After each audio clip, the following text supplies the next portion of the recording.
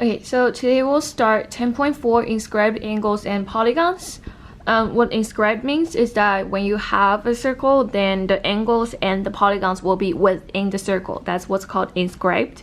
And we'll start by the inscribed angles. So here's a circle here. We have the center, label it as C. Then we have an angle, so that's our angle right there. We call the top, that's A, and this is B, and this is D.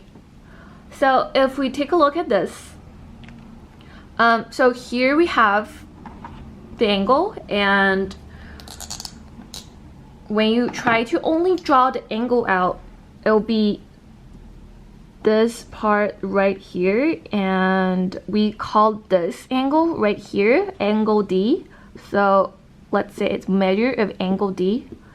The angle and what's the corresponding arc of the angle is that when you see the angle ADB here, you see how the edge is the A and B. So when you draw it as it's like an ice cream shape, AB is the arc that's corresponding to angle D here. So together you see it's like a fin shape, or if you look at it as an ice cream cone shape, that also works.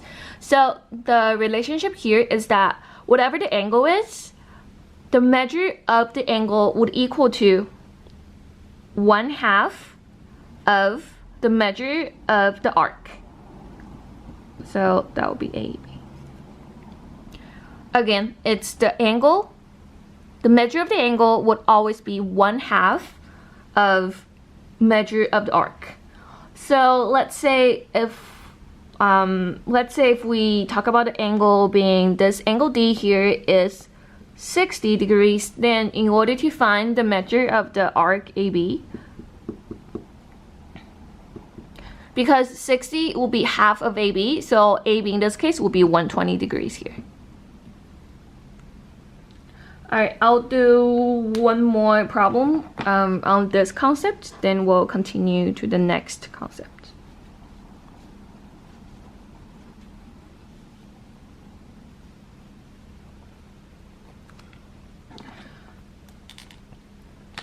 Alright, let's start our official example 1. And we have a circle here, that's the center, and then we have, okay, let's say this is Q, R, this is P, T, and then S. And we have this part being 48 and this part being 50 degrees. Alright, so in this case, again, keep in mind it's the angle that's the smaller one, not the arc. The arc will be twice the value of the angle. So in this case, our first goal is to find a measure of angle T. So if you take a look at this, angle T is this angle, and its corresponding arc is this one right here. So the arc, it already tells you it's 48 degrees. So to find the measure of the angle, it's simply 1/2 of 48. So it will be just 24 degrees here. Alright, and then our second goal is to find what's the measure of arc QR. So if you take a look at this, we're actually trying to find this part. And what we know here is that you see how this is the center and this is a diameter. So in this case, from T to Q to R all together, this is a semicircle. So that will be 180 degrees. So in this case, the whole thing is 180. We just have to figure out what's the measure of this arc here, and then subtract from 180 to find QR. So if that is 50, the arc is twice the value. So in this case, this part will be 100 degrees. So how do we know the QR is that it will be 180 minus 100. So it will equal to 80 degrees.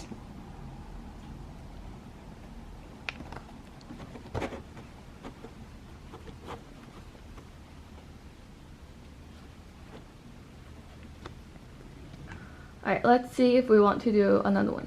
Alright, let's do another one. so take a look at this example 2. Again, we have a big circle, then we have a shape like this. That's TSRU, and this part is 31 degrees. So we are trying to find a measure of RS. So we're trying to find measure of RS, and we're also trying to find measure of angle STR. Angle STR. Okay, so let's take a look at this and figure out what do we know already. So if you see the circle, there's only one thing being labeled, which is the angle U here. It says it's 31 degrees. And if you trace the angle of this one, you can see the arc in between is RS. So this is the arc we're trying to find. In this case, because the angle is 31 and we would know the arc will be twice the value of that, so the arc will be 62 degrees. Then if we take a look at measure of angle STR, so it's STR. We're trying to find this angle right here. And here is something very interesting. You see how STR is also corresponding to this exact arc we just figured out. So this is 62 degrees for the arc, and STR is the angle. So in this case, this angle is 31 degrees as well, because it's half of it. And if we take a look at this, we find something very interesting is that angle U and angle T, they actually equal each other. And the reason why they equal each other is because when you extend both angles and you see how they actually share the exact same arc. So the arc, they're actually sharing. So that's why, because the arc is the same, then each angle will be half of the arc. That's why the angles will also equal each other.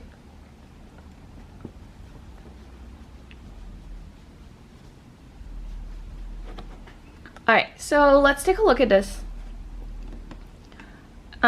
We have a theorem for this. So the example 2 we just did, it comes with a theorem, and what the theorem says is that when you have a circle and then you have some shape like this, and we call this A, B, C, D. So if you take a look at this, when we have the circle and then we have two inscribed angles and they share the same arc, in this case, whenever we have some situation like this, the two angles would always be congruent to each other. That's a D. So in this case, next time when you see something like this, let's say if it tells you angle D is 75, without going through doubling it and then divide by 2, we can directly figure out, since they're sharing this arc together, angle C is simply 75 as well.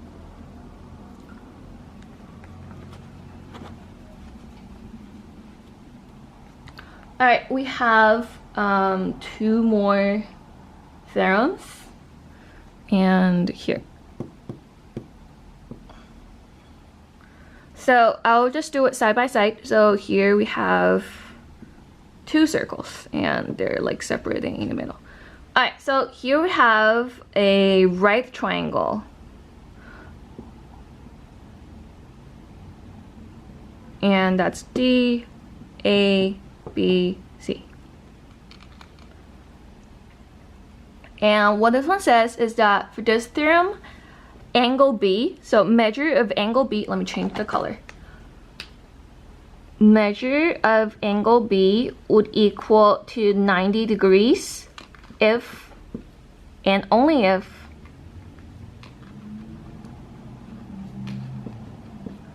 AC is a diameter.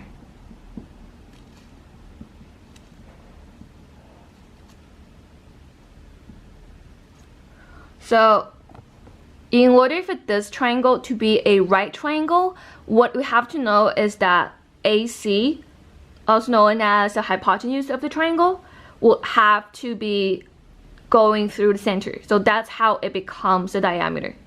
It goes through the center right here. All right, theorem number 2. This is about inscribed quadrilateral theorem. So here we have a center and we just draw a quadrilateral. It does not have to be a rectangle. It just have to have 4 sides. So let's label it D, E, F, G. So in this case, when we have a quadrilateral like this, angle D, I'm gonna like write it here. So angle D plus angle F, so the opposite angles. Here, measure of angle D plus measure of angle F, and also measure of angle E plus measure of angle G, they would each equal to 180 degrees. So how do we remember this is that it's the opposite angles. So when we use angle D here, we look at the opposite one, which is F. So D plus F would equal to 180. And also E plus G would also equal to 180. And of course, when we add all the 4 angles up together, it will equal to 360.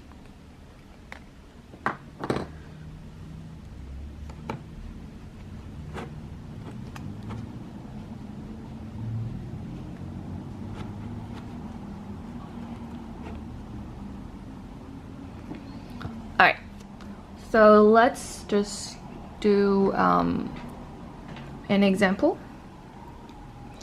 So here goes example 3. Alright, so here we have a circle, and then here we have like another circle. I'm just gonna demonstrate both theorems in this example. A, B, C, and this is 2x. And here we have, this is D, E, and then that's Z, Y, and that's 120, that's 80 degrees. Alright, if we take a look at this, so if you start by looking at number 1, you see how AB is the diameter. In this case, this is a right triangle, so 2x would equal to 90. And to find x, x would just be 45. Alright, and then for the second example, this is a quadrilateral, so the opposite angles would add equal to 180. In this case, y plus 120. So y plus 120 is 180 because they're opposite, and y would be 60 degrees. And then we have z plus 80 is also 180 degrees. So here, z plus 80 is also 180. So in this case, z would be 100. Alright, that covers everything from this section. Make sure you do the homework, and I'll see you next time. Bye.